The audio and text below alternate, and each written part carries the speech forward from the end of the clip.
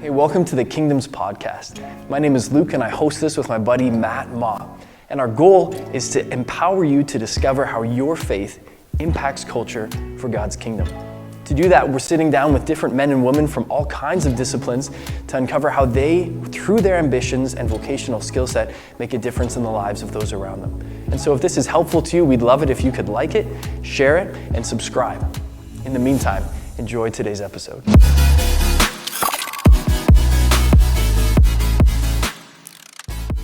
Hey friends, thank you for being with us back on this episode of the Kingdoms Podcast. I am really grateful to have with me, joining me from British Columbia, Lloyd Oppel. Lloyd, thanks for making time today. You're very welcome. Glad to be here. Well, I am super grateful to have you. If you don't know that much about Lloyd's story, we're going to be diving into it in a minute.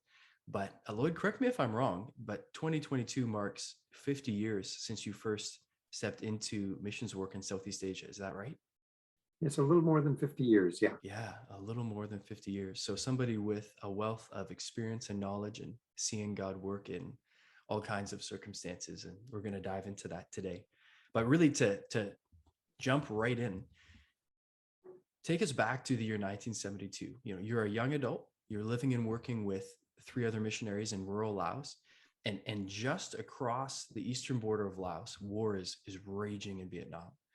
And so can you walk us through the circumstances in your personal life that led you to say, I'm going to go to Laos as a missionary, and especially what that looked like during a time of military unrest in Southeast Asia? Yeah, well, that's a big outline, but I'll try and make this as concise as possible. First of all, it started in 1971, 51 years ago. I was a university student at the University of British Columbia, uncertain as to what I should do with my studies and also what I should do with my life, and wanting to please God. And I was challenged with the idea of, why don't you go overseas for a year and sort of get a real idea of what it means to be involved in cross-cultural ministry in another culture, in another country, and then you can come back and get your education and be more suitably fitted for lifelong missional work. So this was sort of the idea I had in mind. And so then praying about, well, where to go. And the Lord brought to me the country of Laos. I'd never even hardly heard of it, but suddenly it was in the newspapers all the time, because the war wasn't actually next door, as you just said a minute ago, on the eastern border in Vietnam. It had long since slopped over into Laos, and both Vietnam and America were using Laos as a battlefield, despite the fact that it was supposed to be a neutral country. It became a major battlefield. And so we were, I think people all over the world were suddenly aware of this tiny little country, of this war that was going on there, called the Secret War, because it wasn't supposed to be happening in a neutral country. And I came to the conclusion, boy, this must be one of the most needy places in the world. I don't know if that was an actual accurate evaluation, but that's how I felt as I read a little bit and looked up things on the country of Laos. At the same time, an opportunity arose for me to go to Laos as a sort of a missionary in training, and get some experience as a young person. I was only 19 years old. I realized I needed to learn. I wasn't ready to become a global missionary yet, but this would be the first step. And so I headed for Laos along with 2 single ladies. One was a nurse and one was a school teacher. They were quite a bit older than I was. And we were eventually joined by another single guy, a guy by the name of Sam Maddox, and became a very, very good friend. And so the 4 of us were in the country of Laos, in a very rural area. Terms like undeveloped or underdeveloped, pool were used frequently, um, and of course, then there was this war going on, and it was brutal. Um, it was brutal to see what was happening to Lao people who were sort of the collateral damage Mm. as two big powers, Vietnam and on one side, and America and some other Western countries on the other side, um, duked it out. Mm. And I, when I got there, I immediately thought, whoa, being here for 1 year isn't going to be adequate to learn what I need to learn, Mm. um, and to sort of get my feet wet and start to understand what's going on. Um, so I immersed myself in learning Lao language, and Mm. I found out that it was Muan Lai Ti Sut Ti Cha Hian Pasa Lao. It's a real fun language to learn. I was young and not afraid of making mistakes, Mm. and learned. I lived with a Lao family who took me in and adopted me like a son, Yeah. and I called them dad and mom, and they've called me son and brother and sister, the siblings, through up until today. Um, and so I really got immersed. It was a real immersion experience. At the same time, I was part of this team, and we had some leadership with people who had been there before us, or been there a long time, and so we were not on our own. The four of us, we were getting some guidance and some encouragement on how to pursue learning. Yeah. And the bombs were falling. 15 kilometers away was the front between Vietnam and America, and where this aerial carpet bombing was going on. Wow. It was very dramatic. Refugees were coming into the village where we were living, escaping the bombing. There was lots of opportunity for helping people, but the biggest joy was seeing that God had been at work there ahead of us already, and people were coming to Christ, and young people, and I had a wonderful experience during those first months, because there was no radio, there was no TV, there was no telephones, there was no paved roads, there was no running water. It was really underdeveloped. So in the evenings, once it got dark, you had your supper. We would sit together on the front porch of this house where I was living with this Lao family, and the young people would all gather, and we would start singing songs, Christian songs in their language, which I was learning, and we would tell each other Bible stories and practice scripture memory, and just seeing the reality of Christ present in these young people was such an incredible thrill, as well as adults as well. Yeah. God was very much at work, and I've tracked with these people for 50 years, and it wasn't just something that happened on a porch 50 years ago. This has been a life experience, and so that's how I got started. Yeah. So that's a great recap. So there's this sense of, I want to be available to God. You recognize there's a need in Laos. You go there, you're immersed in the culture, you're building relationships, you're seeing that God has been tilling up the soil in people's hearts, if you will, readying them to hear the gospel and respond to that. And there's almost this sense of this is like, it's beautiful. There's this sense of community and unity and peace. And then at the same time, right next door, there's a war going on. As you said, there's refugees streaming into the village that you're in. There's a real awareness that all is not right in the world, that there's a lot of tumult, if you will. And so I wonder, you're living in this kind of tension, wanting to carry on life and ministry as normal as possible, if you will, while at the same time navigating that reality in the country next door.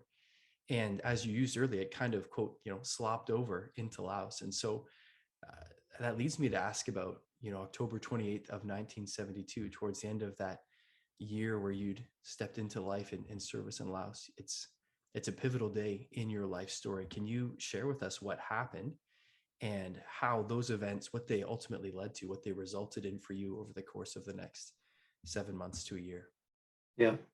Um, well, by the time that date, the 28th of October, 1972 rolled around, I'd been in Laos for 10 months Yeah. and been having a wonderful time.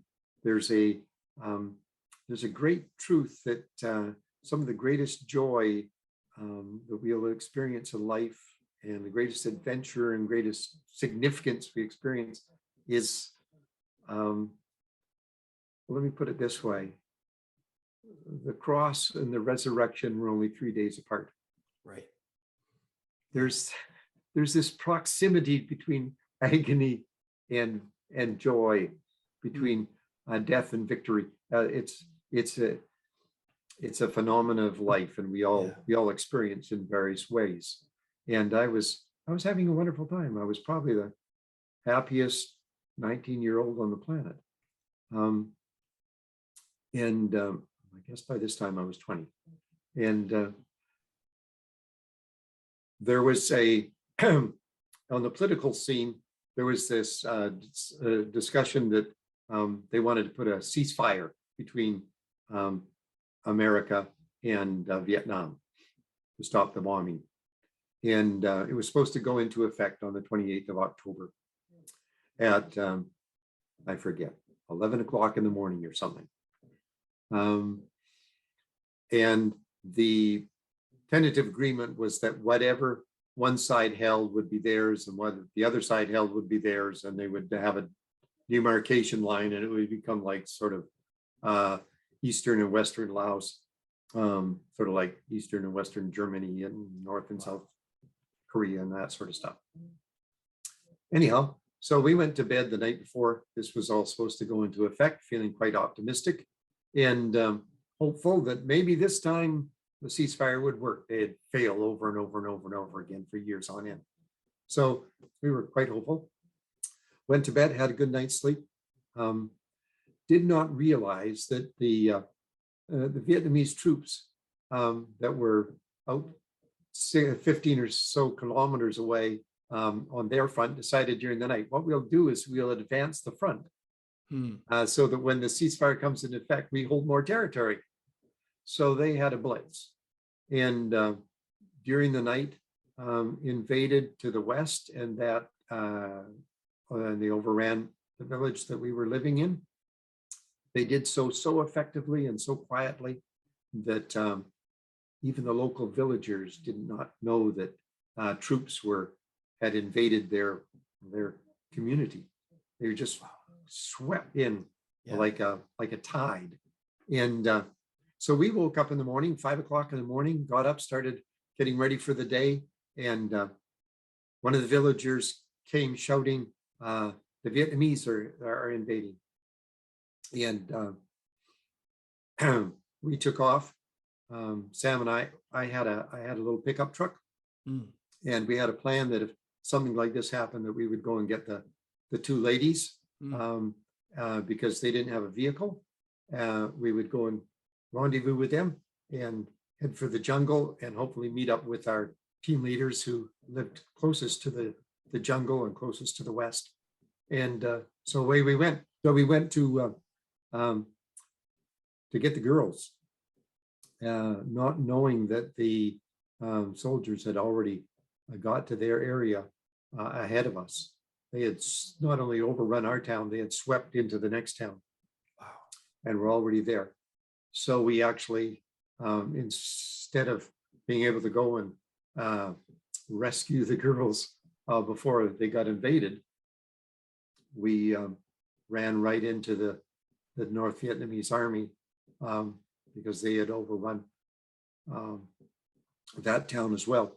And we were only about 150 meters from the girls' house when we ran into Vietnamese soldiers, and they opened fire. They only shot one bullet over the roof of my truck to stop me, but that's all it took. It was a machine gun. It was on a tripod on the side of the road, and this guy went bam, And we came to a very sudden halt. I remember my brother Sam, not my true brother, my brother in Christ, saying out loud, very loud, "Lord, into your hands we commit our lives." Wow. And within a few minutes, well, within a few seconds, we were pulled from our vehicle and tied very crudely and roughly. And we had become prisoners. We had become hostages of the North Vietnamese Regular Army. Wow. We never made it to the girls. The girls hid. And we found out later from local Christians who tried to rescue them that they were likewise arrested by the Vietnamese, and they were both executed. So that began our 150 days, it turned out to be, as prisoners. Yeah. Wow. Prisoners of the North Vietnamese. Of the North Vietnamese. Wow. And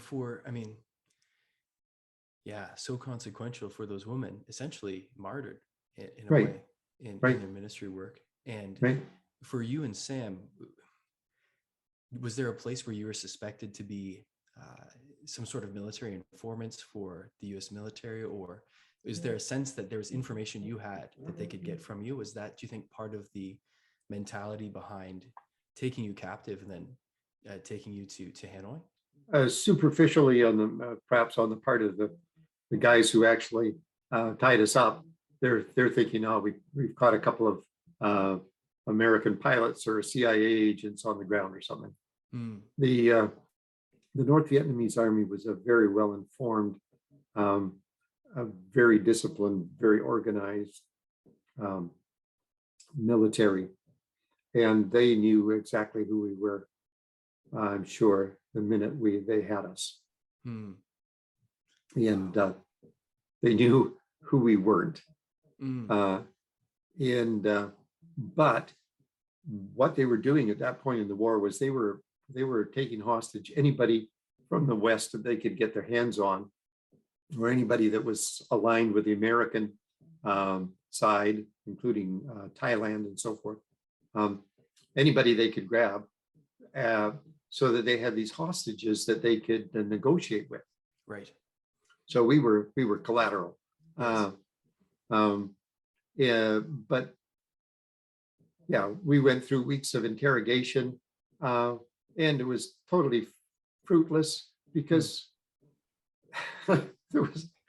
we knew nothing. Yes. You don't know what Nixon is planning next. What's that? You don't know what Nixon is planning next. No.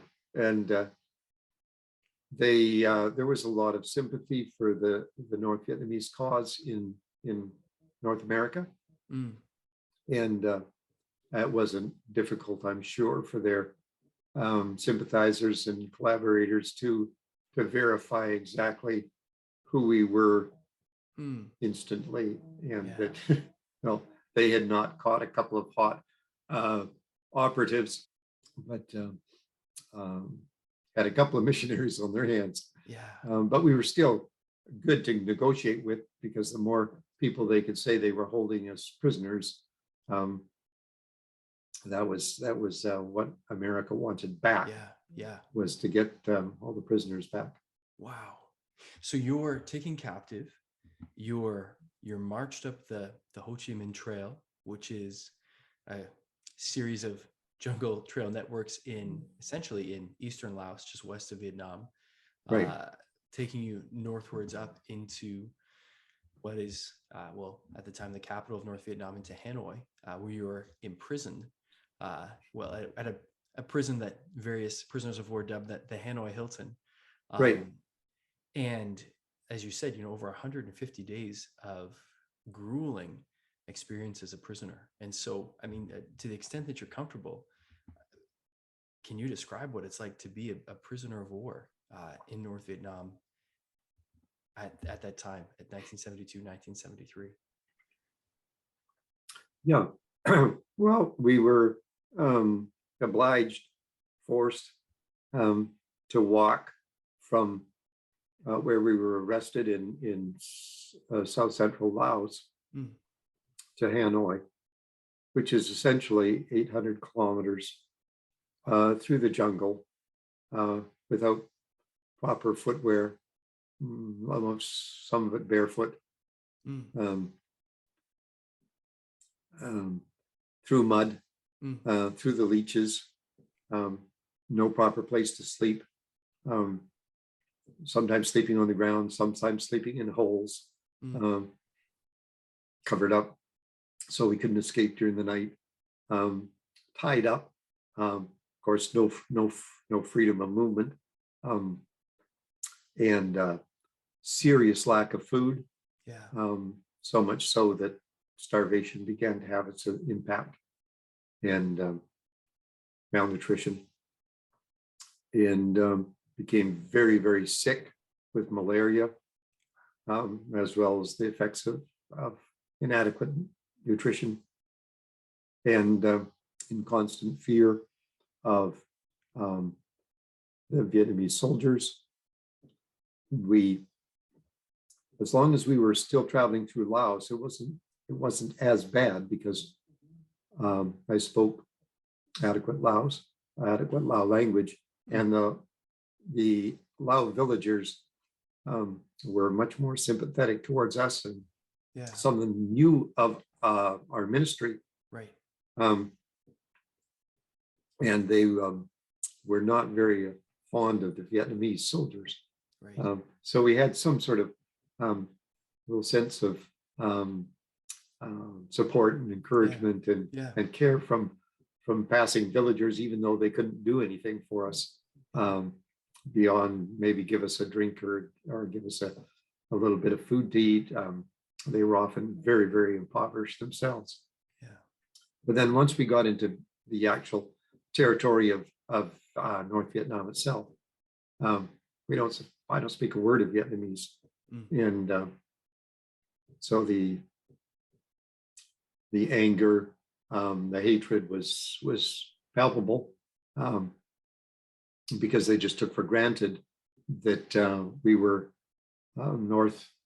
that we were American agents or pilots or something, having been shot down, and concluded that and wanted to wreak havoc on us. The soldiers that were escorting us had orders to keep us alive, so they didn't let the villagers beat us to death or anything like that, because of a dead, we're no good to them dead. Right. But it was a terrifying, maybe an overstatement, but fear was certainly there in large quantities. Yeah. And just when you're sick, I mean, when sick is all get out, and then you have to get up and keep on marching, keep on going, keep on slogging through the rain and the mud and the leeches and the harassment of soldiers and villagers who think you're something that you're not. Sometimes I can remember one night Sam and I were handcuffed together with these old chains, and then put in the back of a Jeep where we were supposed to sleep, while the soldiers were also sleeping as well, but they didn't want to travel late at night. And well, the back of a Jeep isn't very, very adequate, and there was a soldier in there with a gun to keep an eye on us. So there's three of us, and you're chained together, and you're running a fever, and you've run out of water, and you're so thirsty that you're just almost insane with thirst. Wow. Navigating that, the sickness, the mistreatment, obviously then imprisoned in Hanoi for a number of months. And so you've gone to Laos intent on pointing people to Jesus, giving your life in self-giving love, in representation of the one who gave his life in the ultimate expression of self-giving love. You're building relationships, you're embracing the culture, you're thriving in community, and suddenly everything changes as you become this prisoner of war. you're in captivity, you're going through so much. And so I find myself wondering, like, in the midst of that suffering, what would you say really sustained you? Were there moments where you're just like, wow, God is working redemptively in this. I see him showing up in my life with the lives of people around me. Um, what did that ordeal look like for you as you ultimately endured it? It was a battle, Yeah.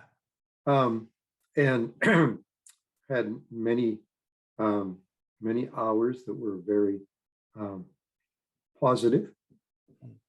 and many other hours of being overwhelmed Yeah. and um, fearful.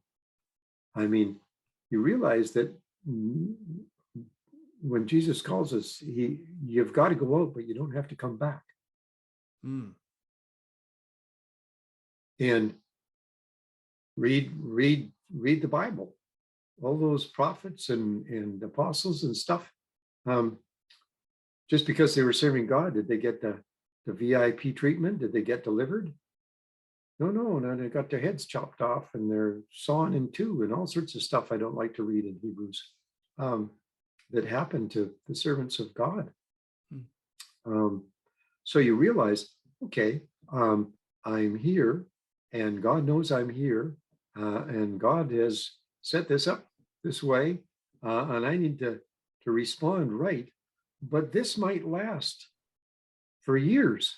Mm. I might die here. Yeah. There's no guarantee, and it's not, if I have enough faith, I'll be out of here in a week or something. Mm. No.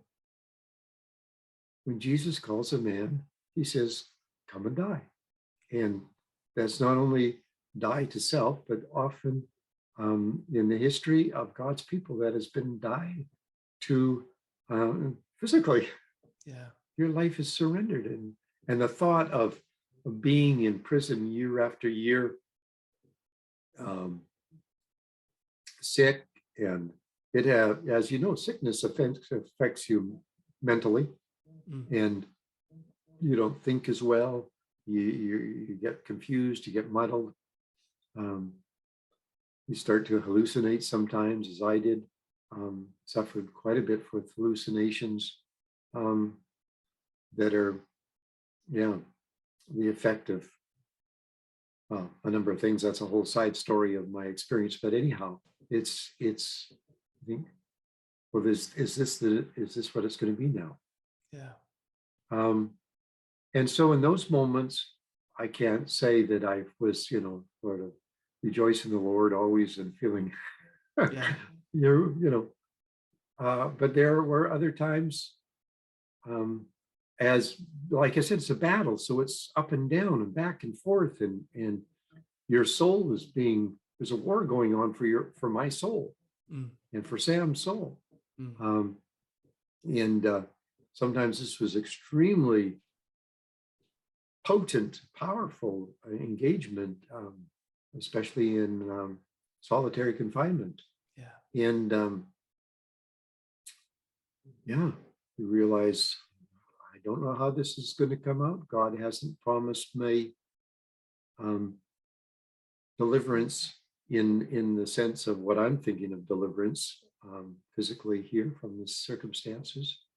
And can I embrace the will of God and surrender myself to it, um, with thanksgiving?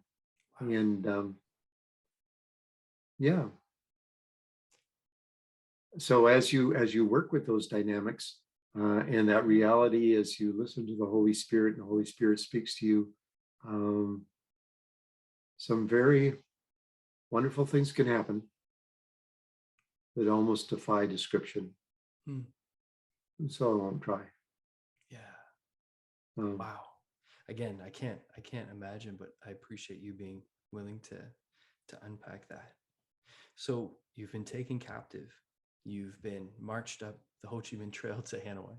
You've faced malnutrition and sickness and very severe mistreatment at points from different captors. And as you were saying, after, well, close to 7 months in captivity, there's a prisoner exchange, am I right? That ultimately leads to, well, can you tell us what led ultimately to your release? And also, what did, as a result of that release, what did that journey of starting to work back towards physical and mental and emotional recovery look like for you? Sure. Just to get the numbers right, it was our total captivity was 5 months, Okay. 150 days. Right. And there are two things that brought it to an end. The main thing is God's people were asking the Lord to have mercy. Yeah. And God said, okay, the end is now. Wow. And we went home. From a geopolitical point of view, the war ended and the prisoners were all released in batches. And we were the last batch to be released of over 500 prisoners that were being held, because we were prisoners from Laos. And how can you explain prisoners from Laos, which is a neutral country that you're not supposed to have been involved in? No kidding. So it was a bit of catch-22. So we were the last group, and I was with other prisoners who had been captured through the course of the war in Laos. There were 10 of us altogether. Sam and myself, and then 8 military people were put in this last batch of people from Laos. And they released on the morning of the 28th of March, 1973, all of the Americans in this group of 10, because they had a treaty with America. And so they left the prison, and I was the last Westerner left in prison because I was a Canadian. Yeah. And what I didn't know was they were just playing some games. Oh, and actually, a few hours later, I was released as well and flew out on the same evacuation airplane. But I want to tell you that it was one of the most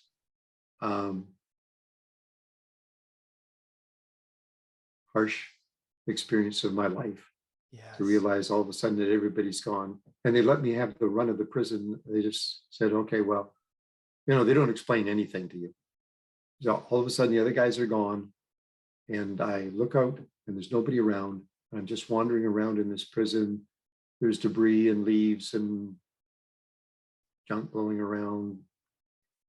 There's junk people have left behind, bits of clothing and stuff. And I'm just wandering around. And I'm the only guy sort of left on the planet. Wow. That's the sensation. Terrifying. Yeah. It's terrifying. Wow. It was so terrifying. I had no feelings. I can honestly say that I was beyond feeling. Wow.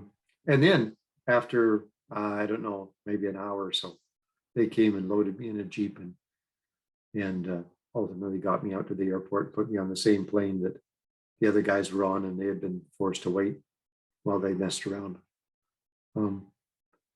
So last man out of the Hanoi Hilton. Wow. Wow. Wow. Last Westerner. There was some Thai prisoners that were also kept. I never saw them. They were held in a different part of the prison and were negotiated a different peace accord with Thailand. But of the Westerners, I was the last one. Wow. And for listeners, if you're ever touring Vietnam, you can actually still go to that prison. You can still see it today.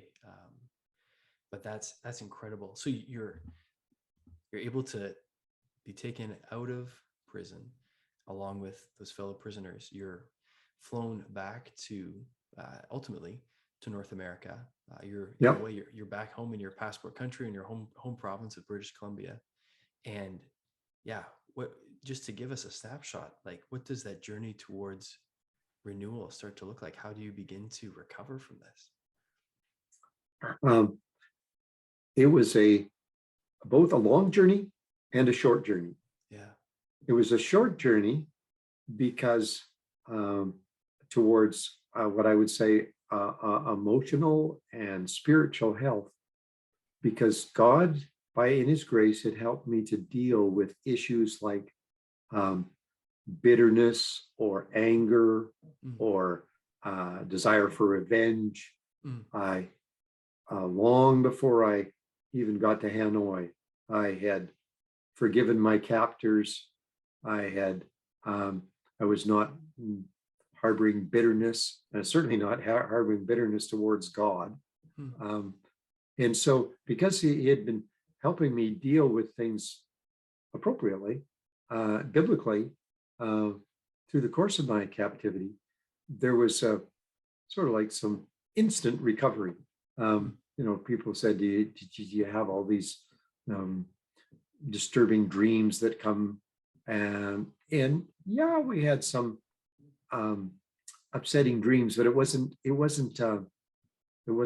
like a psychosis. It wasn't like my life was knotted up in this thing. I wasn't the prisoner.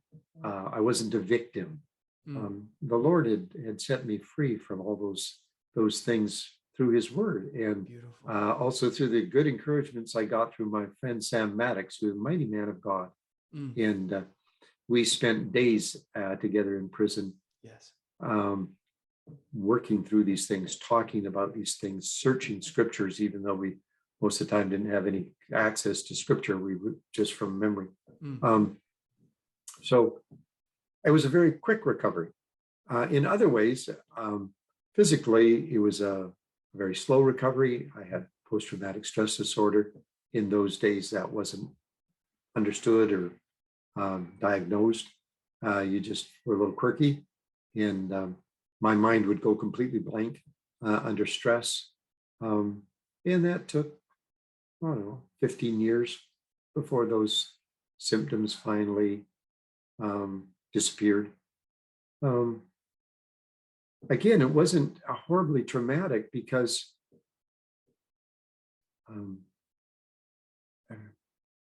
there's this thing called redemption. Yeah. Yeah. Because the grace of God is real. Yeah. And all we have to do is open our hands to the grace of God and say, yeah, deal with me, heal me, cleanse me, change me, teach me. I'm listening. I want your love. I want to love you. I want to respond rightfully, taking the words of Scripture and internalizing them. So yeah, I had to learn some compensation methods in those years after I got out of prison for memory difficulties and dealing with stress, that I wouldn't just sort of the brain would switch off. You learn how to manage that. But that wasn't in some ways a big deal. Physically, yeah. I think it took a long time for my body to build itself back up again. And I'm not 100% sure that it ever got back to maybe where it was. Really doesn't matter. But so you've been through, and again, those are really vulnerable things to share. So thank you for your honesty and your vulnerability. What is beautiful, not only about what you said, is that God works redemptively, that God's gift of grace to restore and to bring healing and renewal is a real and a powerful reality that we can experience in our lives. Right. And, for you to share that and for me to reflect on everything you shared so far about your journey and to realize that by the age of 21, you'd been through so much. And I think a lot of people would look at that, Lloyd, and say, wow, you know what? You were obedient to what you felt God calling you to in Laos. You went, you served there, you love people, you were not planning to be taken to prison for it. That happened. It was incredibly, incredibly difficult what you went through. But now you're back in Canada. Just settle down, take it easy, get a good 9 to 5. you've done well. Like, just like, okay, you can mail it in from here. But that's not what you do. You go through this incredible ordeal, and you find yourself saying, you know what?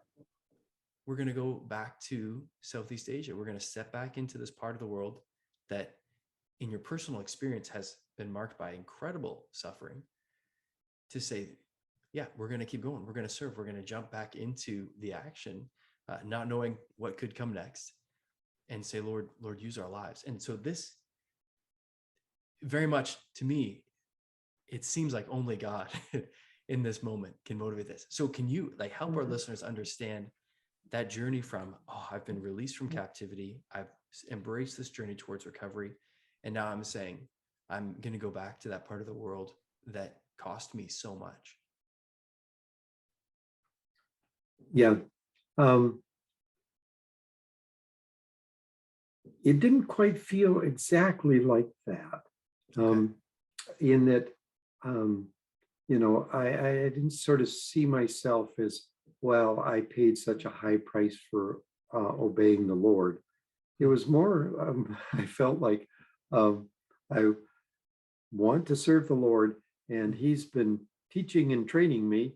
And as Sam said to me one time, this is the best short-term Bible school we could have ever gone through. Like we got a real condensed 4 years of theology here in 5 months. Wow. And I was being a bit facetious, but we really felt that it wasn't like, oh, I've done my bit on what a hero I am. It was, we are so immature and needing to grow and needing to learn that we had to get us some special training and maybe some harsher training, because we have so far to go in terms of growing in the direction of Christ likeness. So, yeah, actually, the first night I was home in Canada after being released, I laid down to go to bed, and I felt the Lord said to me, "So are you ready to go back?" Wow. And I said, "Come on. I just got here." Yeah. And after a short conversation, I said, "Sure." And 7 months later, we were home for 7 months. And then Sam and I went back right to the same community where we had been arrested. The Vietnamese had retreated under negotiations that came with the end of the war. And we went back to that same community, and were able to serve there for another just over a year, before all the missionaries were obliged to leave Laos. And yeah. Wow. And then subsequent to that, I came home and finished my education and found a wife, and we went back to Thailand and were there for many, many years.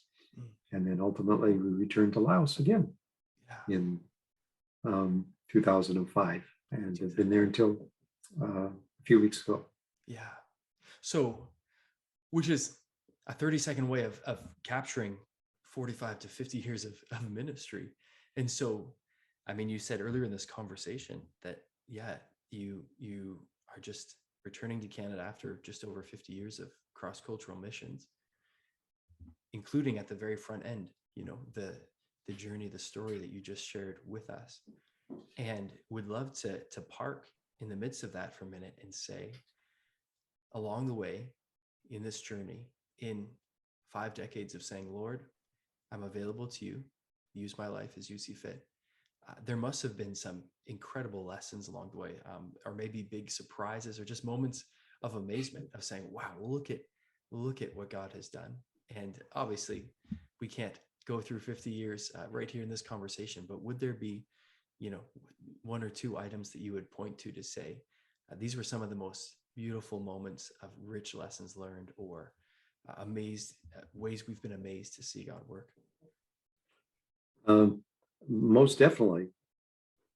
When I first started out, I used to sign my letters "In the Service of the King of Kings," Lloyd Oppel. I'm serving the Lord. And one of the things I've learned is that God is at work. And I don't even vaguely qualify as a servant.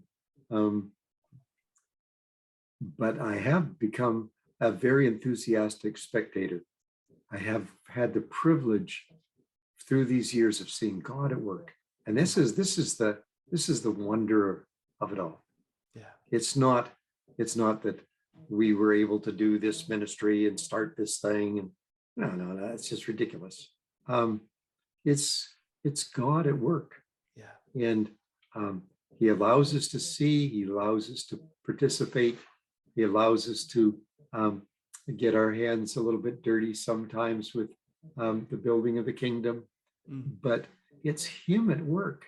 Yeah. And seeing him transform lives, seeing him, I just got a text message yesterday from Laos, one of my dear friends, gone to heaven.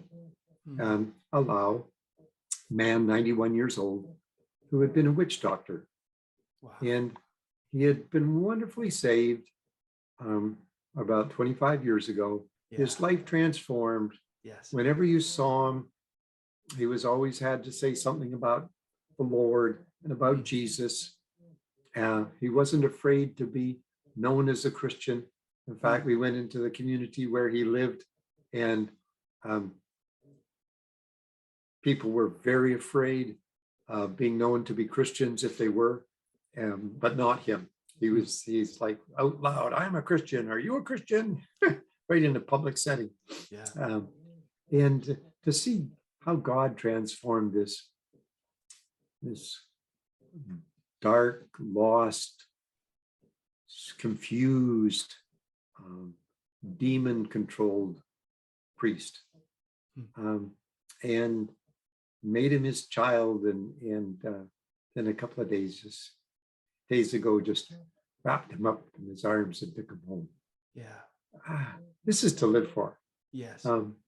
And the transformation in people's lives, and living in the midst of seeing courage in the midst of persecution. Laos, as you know, is a communist country. Yes. And there's persecution. And I rarely hear local Christians talking about it or complaining about it. Definitely not complaining about it. Definitely not praying, "Oh, may this end. It's so hard." No. Tell me the opposite. Pray that it won't end. Pray that we'll be faithful. Yeah. So, that's the power of God in people.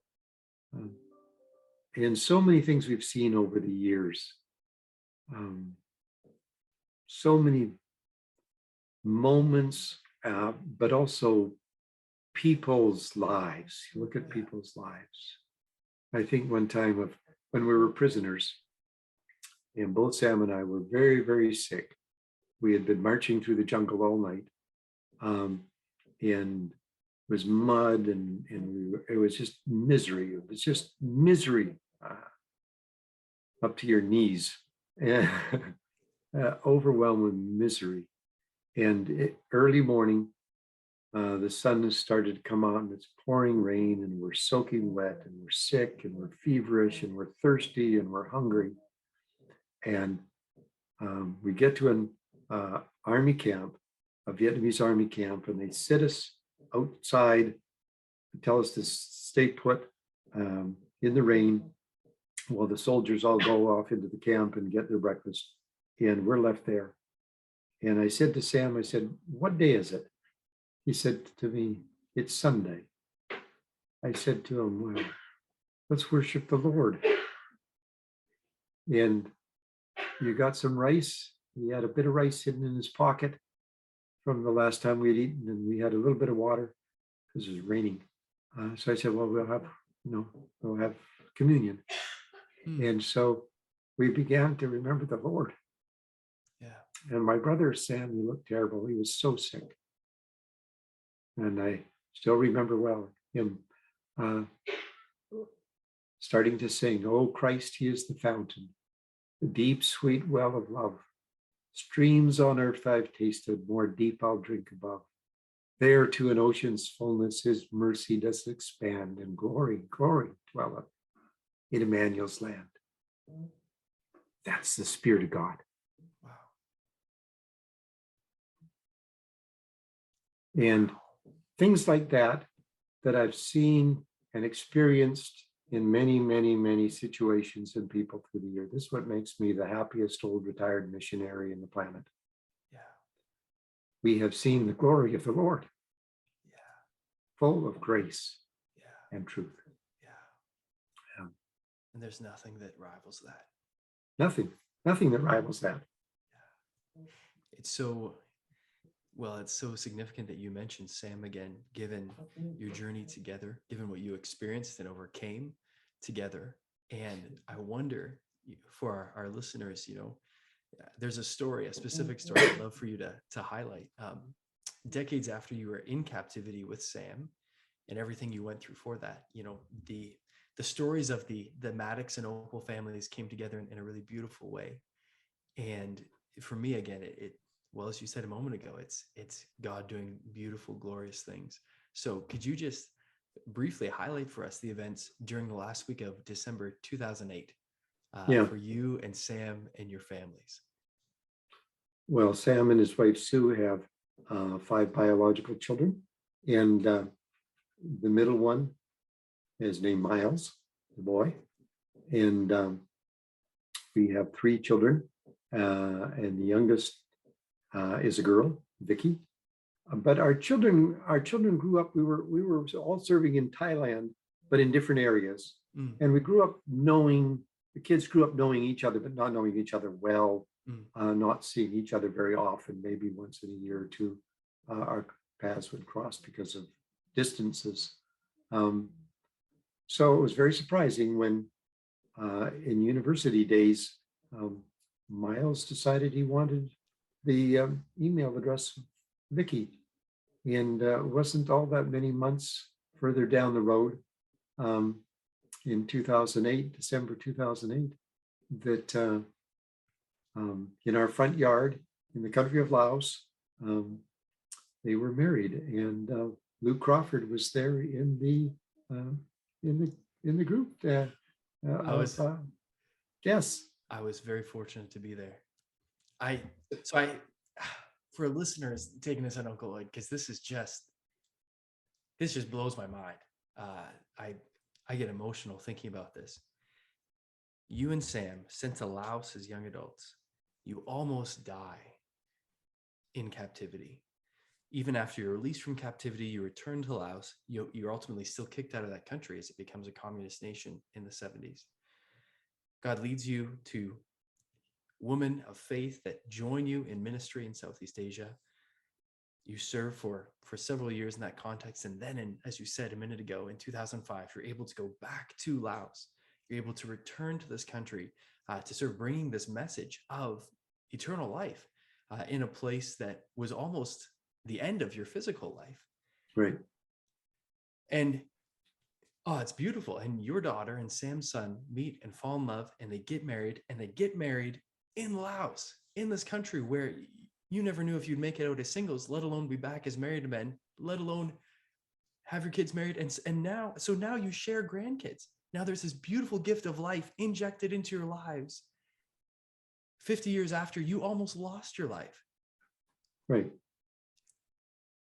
That's when I say that's where the glory of God just is amazing to me. That is just beautiful. And so, yes, I was so privileged to be at that wedding, but I find myself saying, I stand in awe of God. Amen. It's beautiful. It's beautiful. Yeah. And obviously, when you're chained together in the back of a Jeep on the Ho Chi Minh Trail, racked with malaria, you can't see these things, right? You can't see the grandkid on your knee way down in the future, but this is what God has in mind. And so with that, as we kind of approach the end of this conversation, I wonder, there's people listening whose stories probably don't look much like your story, but they do know what it is to be in the midst of difficulty. They do know what it is to say yes to God, and for that to lead to real suffering and hardship. And right now it's really difficult for them to want to say, I'm going to keep going, I'm going to stay the course. What would you say as a word of challenge or encouragement or wisdom to those who are listening, who themselves are just going through it? What would be your Right. encouragement? Right. Yeah. Well, the New Testament encourages to endure to the end. And there are times when you just have to hang on. Yeah. And you'll discover, of course, in retrospect, that it wasn't you who was doing the hanging on, but God was hanging on to you. And have had many times through the course of my life where I've been disappointed, frustrated, and wanted to throw in the towel. And God's never let me get away with it. And I am so glad in retrospect. I am so glad that I persevered or endured. Those are good biblical words. And they imply a responsibility on our part to cling to the grace of God and to his power. Even when we don't feel like it, maybe we're racked with doubts and fears and cynicism and all sorts of other things that can tear us apart. But my experience has been that in retrospect, of seeing over and over and over again how that even in those days, God was very much at work. Yeah, we will live in this life and in the one to come to continue seeing the glory of God. And you don't want to miss out. Don't want to miss out. No kidding. Well, thank you, man. Thank you for being willing to take us to some of the most intense elements of your story, and your honesty and your vulnerability in that, and even highlighting some of the things that have been amazing for you to see and be a part of in the decades since then. Well, Lloyd, you've written a book that I've read, The Eye of the Tempest. Yes. And for people who have listened into this conversation and who are saying, I would love to read the actual account of your experience going into captivity and being brought out of captivity, and you share even in that writing some really, really significant insights into how that journey shaped you. Where would people maybe be able to pick up a copy of that book? It's only available on Kindle. Okay. Kindle, Amazon. Yeah. Just go in and enter Eye of the Tempest. So perfect. Oh, there's a physical copy. Thank you. So searching Eye of the Tempest on Amazon, wherever you are in the world, and you can pick up a Kindle copy there. Perfect. By my name, Lloyd Oppel, and it's the only book I've got. And I think on Kindle, so you can find it easily either by my name or by the title. Perfect. Yeah. Well, Lloyd, thank you so much for taking the time for this conversation, for what you've shared, for your faithfulness to God, and being willing to say, Lord, wherever you use me, I'll be available, because I know it's had a dramatic impact in my life, in my faith journey, but also in countless others over the last 5 decades, of ministry. So thank you for that. And thank you for this conversation. I'm really grateful. You're very welcome. God bless you.